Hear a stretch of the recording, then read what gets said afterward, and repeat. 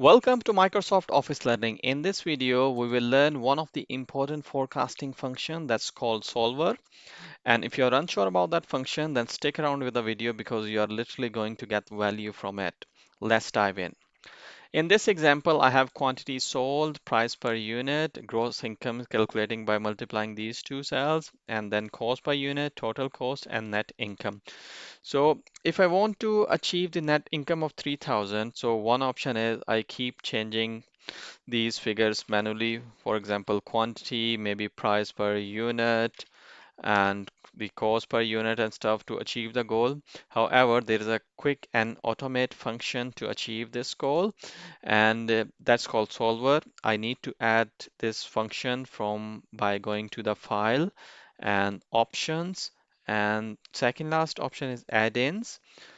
Manage at the bottom. If I press go, and this number fourth one is solver, click this one, press OK.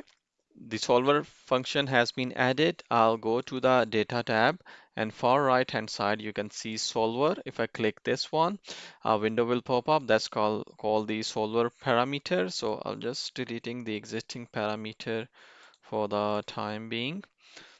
Okay, the first one is set objective. What is your objective cell? So my objective cell is this one, net income. I want to see the 3000 net income. Now it's seeing what you want to see, maximum value, minimum value, and the value of. So I want the value of 3000. I will just see 3000 or 3500. And this is where it's different from the goal seeker. By changing variable cells, I can define more than one cells. So what I'll need to do, I will just click this one. It will pick its reference number, then comma. I will pick this one. I'll click this one, so it will pick its reference number 2 and comma.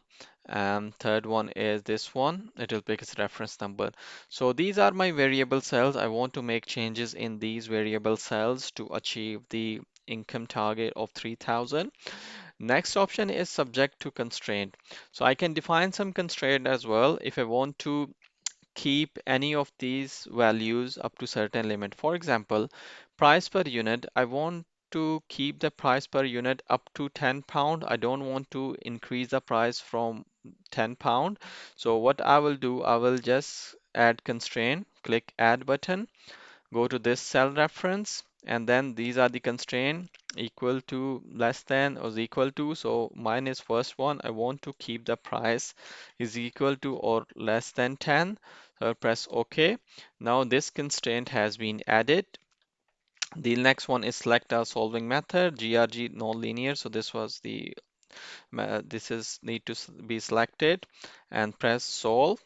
And now you'll see it will solve our problem, and it's showing the solver results. It has changed, it made the changes in the quantity sold, price per unit change, but it didn't change to exceed the price from the £10. So it's kept it at £10 and the cost per unit and 3500 target. And if I want to keep it or restore the original value, I can keep it, press OK. Now my forecasting value has been changed. So this is how you can quickly find out the forecasting value by using solver function. Hit the like button if you like this video and make sure to subscribe my channel.